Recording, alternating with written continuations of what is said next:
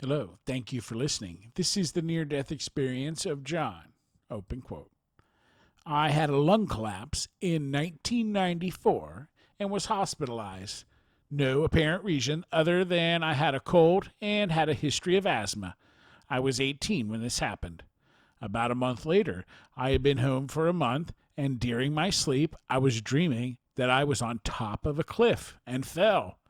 Upon that moment, I landed and felt I had stopped breathing. Immediately, in my thought, I said, I landed in my dream. I must be dead. Everything went black for a second. I made impact in the dream. At that point, I knew it wasn't a dream. I began floating in a black space. I couldn't see around me and had fear for that period. At that point, maybe a second or two into the floating, I heard a deafening voice say, I am the Alpha and Omega, the beginning and end. At that moment, then, I saw a light come from the right side of me, and it was at a far distance. It got closer and closer until it immersed me in light, and all I could see was light and feel warmth. Then I heard the voice call me and address me as Jim, which isn't my name. Then, at that moment, then the light took the shape of what appeared to me to be an outline of Jesus, similar to what the Shroud of Turin would look like. I spoke at that point. Whether it was verbal or through means of nonverbal is hard to tell at this point, but I perceive it as verbal. I asked, Am I dead? I didn't even question if it was Jesus because I just knew it was him. I felt peace and love in the presence of the light/shape of him. I asked him at that point that my name isn't Jim. Why was I called that? Jesus replied that a mistake was made, and it wasn't my time. In that second, or for that second, I assumed they had called the wrong person up.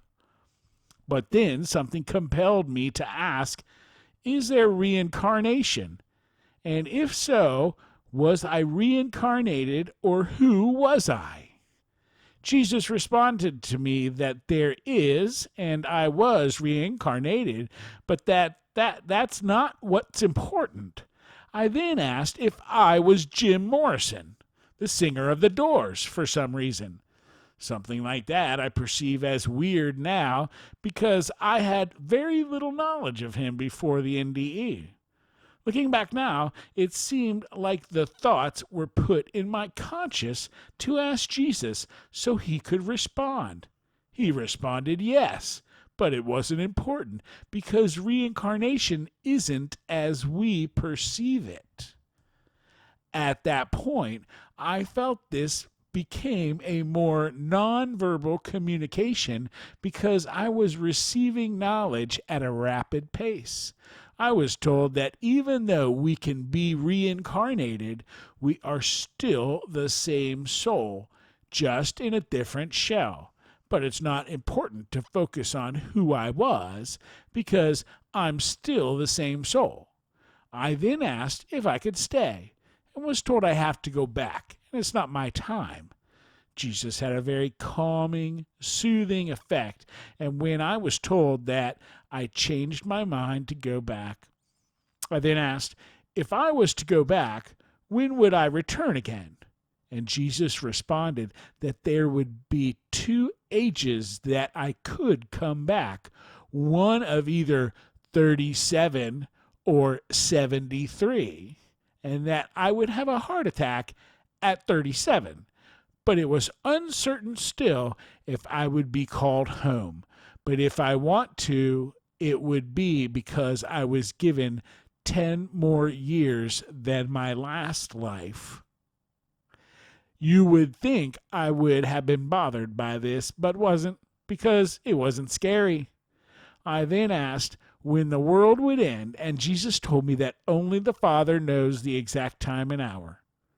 At that point, I don't remember much else other than Jesus' love and me being told I would go back. Then I felt my spirit descend back into my body, which was lying in bed. As I was descending back into my body, I felt like I was sinking into mud or quicksand. I slept the rest of the time and had to this day probably one of the most peaceful sleeps I ever had. Okay, now that I shared that story, I wanted to address who I was told I was. The reason is because, without a shadow of a doubt, I know that it was the truth. Things I did throughout my life add up now, and for the past 9 years, I've been wrestling with the knowledge of who I was. When I was a child, at 3 or 4, I used to spin in circles in the living room until I would almost pass out and do Native American dances. I'm not Native American and had no way of learning these moves. In the past 8 years, I learned much about Jim Morrison and learned that he believed himself to be a shaman and did dances and circle movements on stage. I had a psychic tell me that she saw me as a Native American or Native American medicine man standing beside me. I also had a fascination with lizards as a little kid. Not uncommon, but I used to go to Florida every summer as a kid because my dad is from there, and I used to try and catch little lizards outside. During my high school years before the NDE, I won a poetry contest, but never pursued it. Also, I had an interest in filmmaking and took communications in college, hoping to be a filmmaker before my lung collapse. I also sang in a band, and before ever even hearing about the Doors, my bandmates said my singing sounded like the Doors. These were all things that Jim Morrison had skill in and did. Also, I learned that Jim died of heart failure on July 3rd, 1971, even before my NDE. So I know it's not self-created. I'm sick on or around July 3rd or 4th every year. I also have lung problems, as mentioned, and heart problems.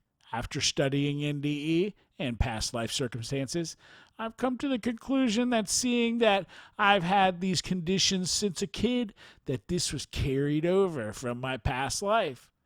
I have never partaken in drugs, drinking, or smoking. Yet I have lung and heart problems, which I believe is from karma-like balance for the abuse my body took from those substances before. I also had an instance as a toddler where my family went to a restaurant in Florida named Morrison's, and while in the back seat of the car, I uttered out that was my last name. My parents corrected me because obviously it isn't in this life. I couldn't have been older than 4 at the time. Also, I can share with you a little about soulmates.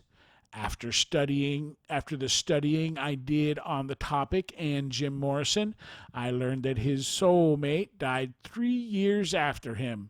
Ironically, as a little child, I grew up for my first 7 years with a little friend that lived across the street from me that was 3 years younger than me and with red hair. After we were 7, we moved away from each other and then briefly were together at 17 and parted ways. After seeing pictures of Jim and his soulmate Pam Corson, I have no doubt that my friend since childhood was my passing soulmate, just due to that fact and resemblance. I haven't heard from her since about right before my NDE 8 or 9 years ago and believe it's in the best interest of both of us be separate so we can spiritually grow this time around. In closing, I have a lot to share about what I've learned, how I struggle with this knowledge, and why this time I have a quiet life to reflect, thus the illness. I deal with this as a learning lesson and truly believe that if I decide to, I could overcome my lesson, but a part of me, I think, feels I have something to learn from being in these circumstances. If I was to have my health and a better body, because of even my current desire to entertain people and share my ideas, I would repeat my past life, and I wouldn't learn anything. Close quotes. And there are no questions. Have a great day.